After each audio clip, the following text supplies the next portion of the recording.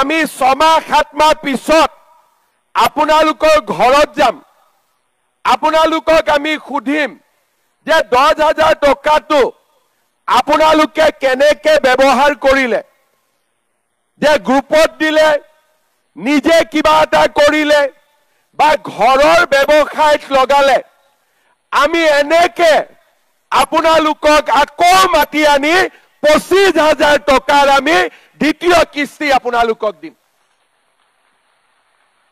প্ৰথমতে 10,000 তাৰ পিছত 25,000 আৰু 25,000 টকাৰো যদি আপোনালোকে ভাল কৰি ব্যৱহাৰ কৰে তৃতীয় বছৰত আমি আপোনালোকক 50,000 টকাকৈ আগবঢ়াম তাৰ মানে 10,000 25,000 50,000 এই তিনিও কিস্তি ধন চৰকাৰৰ পৰা লাভ কৰাৰ পিছত মোৰ বিশ্বাস যে আমাৰ 10 গৰাকীয়ে যদি পাৰিছে আমি 100 গৰাকীয়েও পাৰিম আৰু 100 গৰাকীয়ে যদি পাৰিছে আমি গোটেই এই 30,000 মহিলা আমি লাখপতি বাইদেউ হ'ব পাৰিম কোনে কোনে নোৱাৰিব হাত ডাঙক কোনে কোনে লাখপতি বাইদেউ হ'ব নোৱাৰিব তেওঁলোকে হাত ডাঙক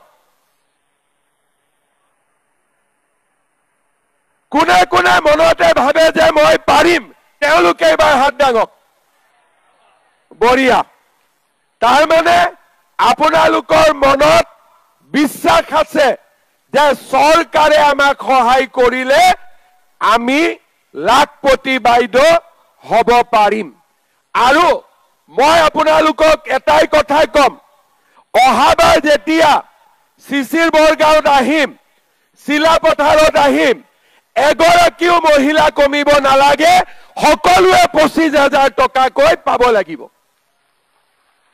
আপোনালোকে মাত্ৰ এই 10,000 টকা ভাল কৰি ব্যৱহাৰ কৰক আমি আপোনালোকক আগুৱাই লৈ গৈ থাকিম ভুৱন পেগুৱে আমাৰ বিধায়ক তেখেতে ভাষণত কৈছিলে যে কংগ্ৰেছৰ দিনত আমাক লুঙি দিছিলে ধুতি দিছিলে সূতা দিছিলে কম্বল দিছিলে আমি লুঙি আৰু ধুতি ৰাজনীতি নকৰো আমাৰ লক্ষ্য এটাই যাতে প্ৰতিটো পৰিয়াল আত্মনিৰ্ভৰ হ'ব পাৰে লাখপতি বাইদেউ ওলাব পাৰে ঘৰৰ ছোৱালীয়ে কলেজত পঢ়িব পাৰে লৰাই উদ্যোগ আদি স্থাপন কৰি চৰকাৰী চাকৰিৰে আমাৰ অসমখন ধুনীয়াকৈ সজাই পৰাই তুলিব পাৰে সেই কাৰণে আমাৰ চৰকাৰে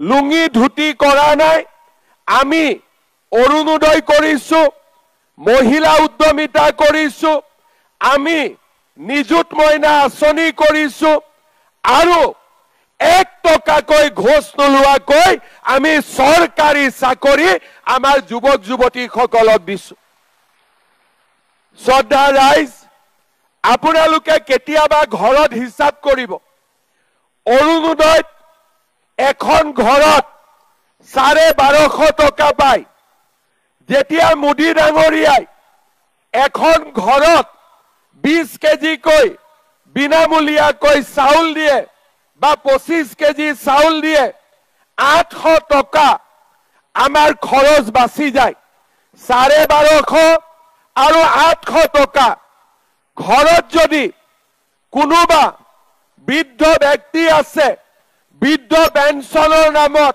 250 টকা যোগ হল ঘৰৰ যদি ছোৱালী কলেজলৈ যায় নিযুত মইনাৰ নামত 1250 টকা যোগ হল আৰু যোৱা 10 তাৰিখৰ পৰা আমি কম দামত দালি নিমখ আৰু চেনিও পাবৰ কাৰণে আৰম্ভ কৰিলো অহা 1 জানুৱাৰীৰ পৰা আপোনালোকে দালি নিমখ আৰু চেনি 100 টকাতে কিনিব পাৰিব আপোনালোকে 100 টকা এটা দিলে গোটেই বস্তুখিনি ৰেচনৰ দোকানৰ পৰা পাই যাব আপোনালোকে চিন্তা কৰক মহিলা উদ্যমিতাৰ 10,000 টকা ছোৱালীক স্কুলত যাবলৈ, লৰাক স্কুলত যাবলৈ চাইকেল এখন, ভাল ৰিজাল্ট কৰিলে স্কুটি এখন, আগতে কোনো চৰকাৰে আমাক এনেকে সহায় কৰা নাছিল। আজি প্ৰথমবাৰৰ বাবে আমি চেষ্টা কৰিছো যাতে আমাৰ দুখীয়া দৰিদ্ৰ মধ্যবিত্ত মানুহে চৰকাৰৰ পৰা সকাহ পাব পাৰে। আমি যেতিয়া অৰুণোদয় আৰম্ভ কৰিছিলো তেতিয়া মানুহে কৈছিল যে এইবোৰ ইলেকশ্যনৰ আগত দিছে, শেষ হৈ যাব। শেষ নহল।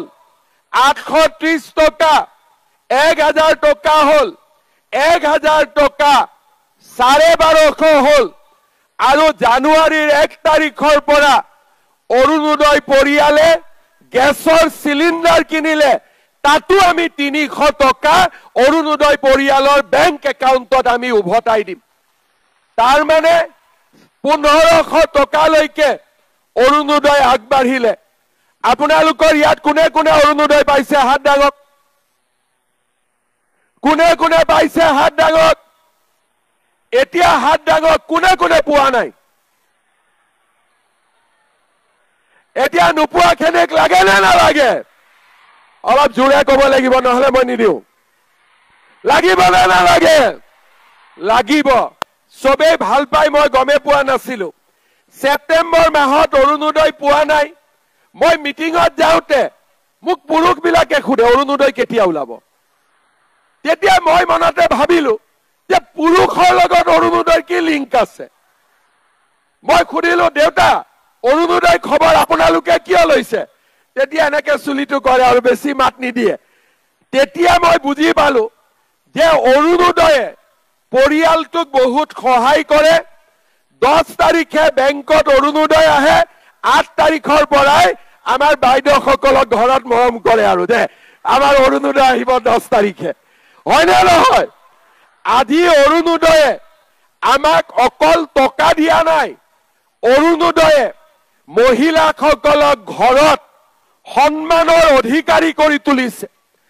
আজি যে আপোনালোকে ঘৰৰ পৰা 5টাত আহিব পাৰিছে, বেলেগ দিনা হলে আহিব নিদিলেহেঁতেন। হয়নে নহয়? কিন্তু আজি কিয় আহিব দিছে? কাৰণ ঘৰৰ মানুহজনেও জানে যে মামাই মোৰ পৰিবাৰক মাতিছে, মামাই লাখপতি বাইদেউ বনাই হেৰিব। হয়নে নহয়? আৰু আপোনালোক বনিব লাগিব, নহলে মোৰ সন্মান যাব। 25,000 মই দিমেই, 50,000ও মই দিম। কিন্তু চিচিৰ বৰগাঁৱত